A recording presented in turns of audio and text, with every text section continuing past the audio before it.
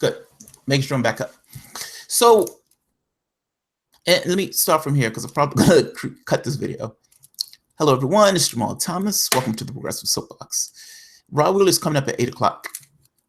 But there was something else that happened today that I wanted to talk about because it's a big fucking deal. People go about their lives. Just, postman picks up the mail. The guitarist hums his tune, whatever he's playing. The woman takes the kid to school. The mom picks the kid up from school. They have dinner, they have lunch, all that good stuff. It's a typical day. Yes, there's traumas, yes, there are tragedies, yes, there are bad stuff that happens. But ultimately, each and every one of us lives a typical day. A day that repeats itself over and over and over and over again. And repeating itself over and over again, you get this feeling that that day can go on forever. Now, we know internally, intuitively, this is not true because you age, your body falls apart, your eyesight gets weaker, and at some point, your body fails, in which case you no longer exist on this plane. But from where you are, just from where you are, wherever you are, 80, 60, 30, whatever, it feels like that day can go on forever because ultimately you've been enough in that frame, that body. You've been attached to it long enough that ultimately, 10 years before, 10 years after, for the most part, it's the same body. So it feels like it's eternal. The reason I'm saying this is because that feeling is not true. The feeling is just a feeling. That can end today. That can end today. Today could be your last day. There's a report out. Now, the main reason that I thought Trump was a better alternative than Hillary Clinton had to do with his policy towards Russia. If that's going to turn out to not be true, then we have a problem. Because, if that's going to turn out to be true, then we have a problem. Because ultimately, you had two candidates. One candidate was saying, in this one case, and being very specific, saying, I am going to be conciliatory towards Russia. The second candidate, batshit crazy, just like the person in the White House at the time, batshit crazy with regards to their tenor towards Russia and towards Syria. This came out today.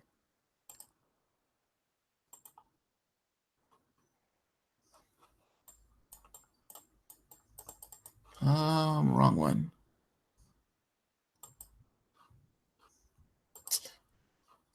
That is the wrong one. Hold on.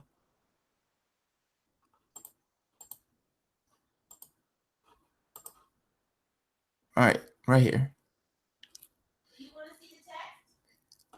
All right, here we go. Russia is threatening the United States plane after Syrian fighter jet is shot down. All right, come on. Russia is assuming an aggressive pose in response to the United States shooting down a Syrian aircraft on Sunday. The UF-18 Super Hornet shot down a Syrian Su-22 fighter bomber that had just dropped bombs near the Syrian Democratic Forces, which is assisting the United States in its war against the Islamic State.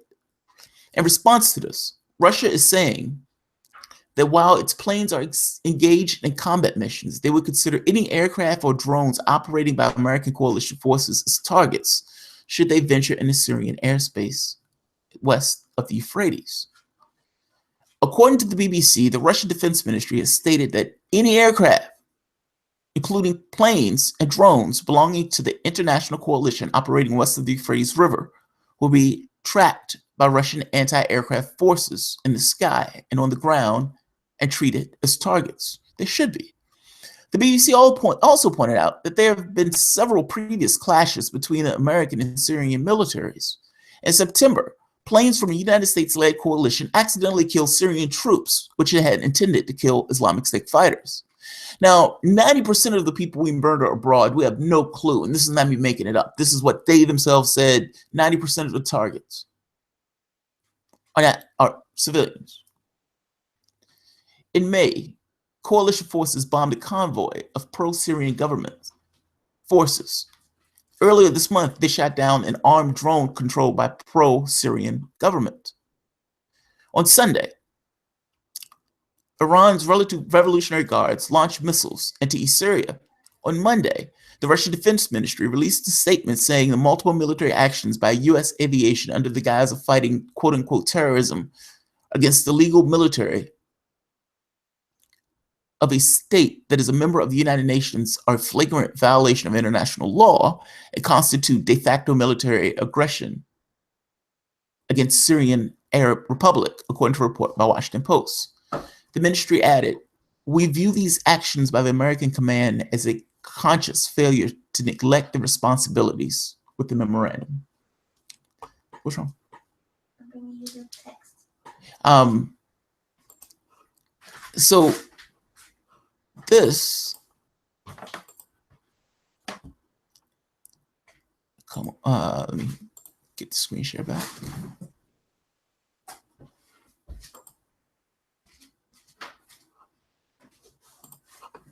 Sorry.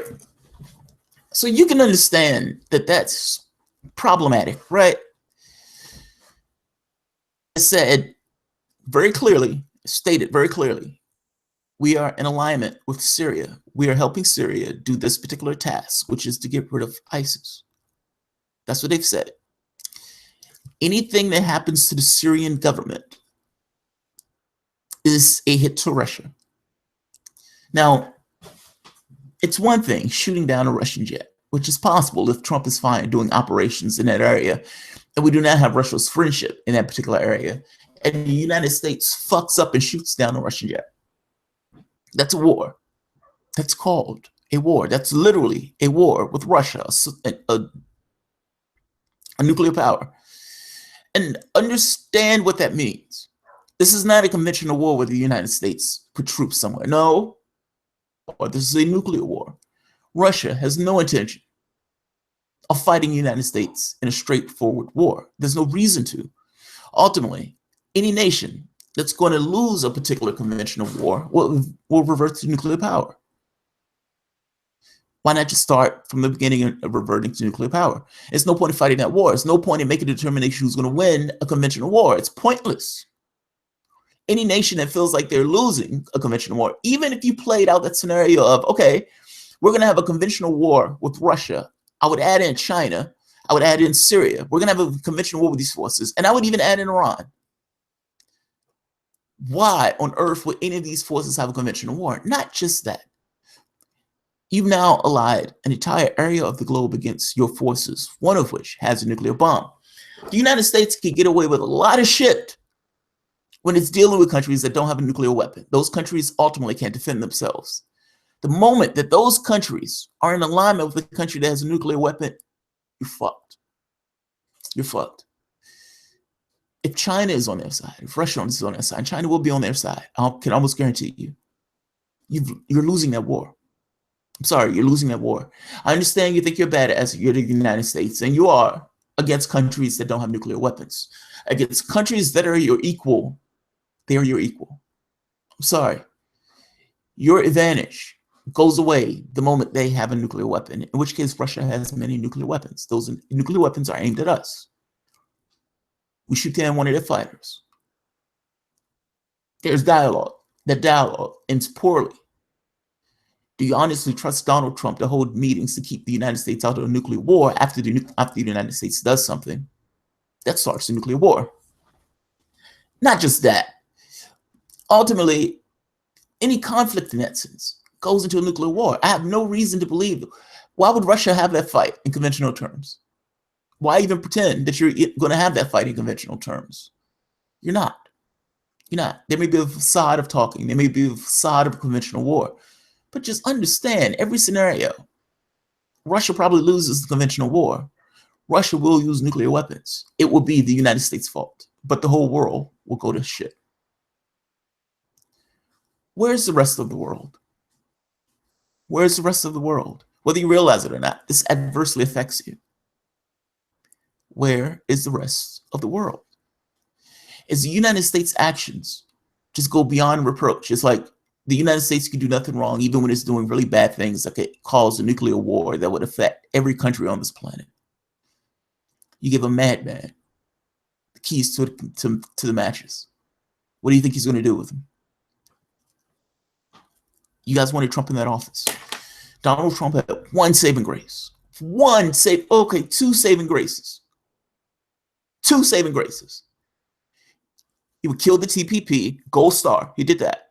He would not have a nuclear war with Russia. Do you understand what I'm saying? Those days that you have, they just go on and repeat one day after the next. You get up, you take your shower, you have sex with your wife, you eat your Cheerios, whatever. That day ends. That day ends. The moment this takes place, that day ends. And yes, we're going to go to work tomorrow as if this is not taking place. That's amazing. That's amazing. The president of your country is trying to start a nuclear war. That's amazing. It's fucking amazing. I'm amazed that people look at this and they think this is perfectly okay. Or at the very least, they think, oh, my day will continue as if nothing's going on. Do you understand the gravity of the situation? You're closer to a nuclear exchange with Russia than you were at the height of the Cold War. Literally, this is not me being hyperbolic. Literally. Eat your cornflakes. Do what you will do, but ultimately you are at a this is an amazing point. And just one last point on this. Just so this is not spun in any particular way that would give across this idea that the United States was somehow right here, because the press in this country are fucking ridiculous. And so, yes, they may spin something as if Russia is doing something wrong in the scenario. Russia is not doing something wrong. If Mexico had some kind of violent gang that was taking over the other gangs, and in doing so, taking Mexican territory and having fights with the Mexican military, the United States helps Mexico in that task. Russia decides to put troops in Mexico. What do you think the United States' response will be? Why is it okay that the United States... What justification is Congress given for the president to be in Syria? That to me.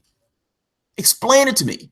Donald Trump, explain it to me. Whoever, explain it to me. Trump supporter, explain it to me. What is the justification? What is the constitutional justification for President Trump, reality show host, to be in Syria right now? No, Obama didn't have it. I'm making a point that if Obama didn't have it, Trump damn sure doesn't have any justification to do so. Congress is giving him no power whatsoever to be in Syria. They've given him no power to be in multiple countries, but ultimately they've been in no power to give him into Syria. He's in Syria right now taking operations. Those operations can cause a nuclear war with this particular country. He's functioning, A, illegally by international law and illegally by our own laws. Are we a nation that gives power to the government? Because ultimately the government has to justify itself. The government can't just be there willy-nilly. The government has to justify itself. The government gets power from the consent of the governed. We give up certain rights so that there is some balance in this particular society, a social fabric or a social contract, the basis, bare bones of a social contract. The government has a certain power. We give that power to the government, all of us. Collective action. That collective action produces a document, the Constitution. That particular Constitution gives the president, Congress, and all these other edifices of government power to do X and to do Y. But again, I must understand and I must stress that power comes from the consent of the people that govern them. Us. The president, a powerful position. Think of it as a queen on the chessboard, even a king on the chessboard. The pieces on the chessboard can only move according to certain rules. Fair enough. The power of the government, in that case, can only be done through certain rules. Those rules are expressed in that document. Explain to me the rule, the law, the edict, the whatever you want to call it, that says the president can go into a foreign country willy-nilly with no constitutional, congressional justification and drop bombs on that country, injuring and killing members of that particular country.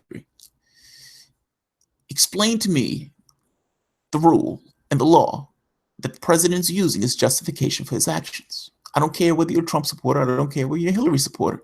I'm just asking for an explanation on how that works.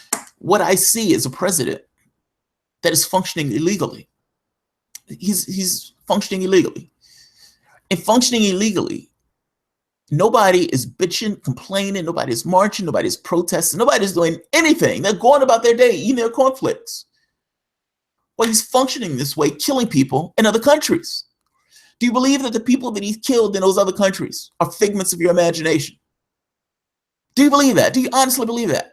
Or do you believe that those are people who have families, mothers, fathers, etc.? Why are their lives somehow less important and less valuable than our lives? And why does the president of the United States get to not have power and consent of the governed? He's doing stuff that is beyond the Constitution at this point. He's functioning extra constitutionally, just like the last president functioned in that way, behaving illegally and murdering civilians to do so. One caveat: this one can end up starting a nuclear war based upon what they're doing. And like the case I was making before, the United States, Mexico, there's a war, the United States helps out. Russia decides to send forces on to help out. That sounds weird, right? That sounds bizarre. It's like, whoa, what the hell does Russia have to do with Mexico? Why aren't you asking the same question of what the hell does the United States have to do with Syria? Because that is the exact same situation. That is literally the exact same situation. All right, I'll end it here. I'm just saying, this makes no sense. And yes, your life can end tomorrow. Or at the very least, the way you look at your life can end tomorrow. These guys are dicking around in another country to which they have no claim to dick around in. Being the president of the United States does not entitle you world domination. It doesn't. I see no document anywhere that says the president of the United States can go gallivanting around the globe with his military and murdering civilians, potentially starting a nuclear war. Why is this okay? I don't understand why this is okay. I don't understand why this is okay. I don't understand why on the media this isn't on constantly, day in, day out. Presidents doing strikes and they start a war with Russia. Why is that not on the mainstream news? Why is that not on the mainstream news? Why does it every paper in Washington or every paper in this country run the same thing?